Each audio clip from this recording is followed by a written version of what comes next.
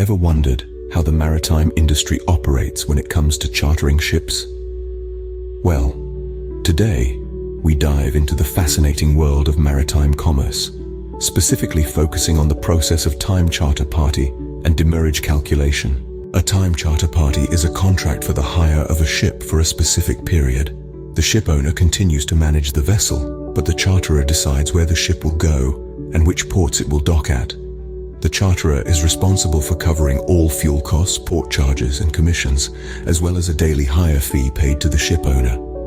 The initial stage of a time charter party involves negotiation, where the ship owner and charterer agree upon terms such as the duration of the charter, the freight rate, and the responsibilities of each party. These are typically governed by industry standards and regulations to ensure fairness. A significant concept in time charter parties is demurrage. Demurrage is a charge that becomes payable to the owner if there is a delay in loading or unloading that is not due to the ship owner's fault. It comes into once the agreed loading and unloading time, known as laytime, expires.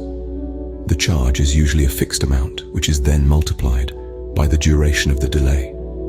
Following the negotiation phase, the next step is the drafting of the charter party agreement. This document outlines the agreed terms and conditions of the charter, with a clear and detailed presentation to ward off potential disputes later on. Once the agreement is finalized and in place, the charter begins. The charterer takes delivery of the vessel, often in a specific delivery area, and then uses the vessel for the agreed period, making daily hire payments to the owner. Now, what happens when there are delays? This is where demurrage comes into play. Demurrage is a charge payable to the owner for the delay in loading or unloading, which is not due to the ship owner's fault. It's a form of compensation for the loss suffered by the ship owner due to the delay. Demurrage calculation starts from the moment the laytime expires.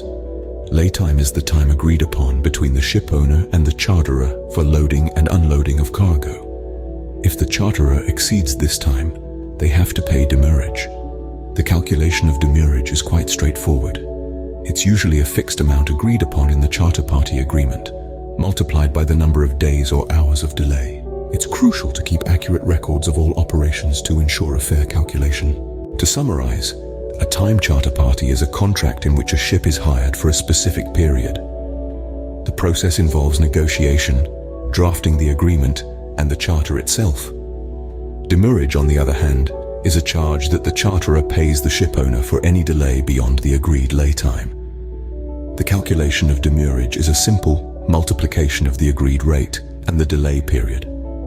In the world of maritime commerce, understanding these terms and processes can be the difference between smooth sailing and choppy waters. So, keep these points in mind and navigate the high seas of maritime commerce with confidence.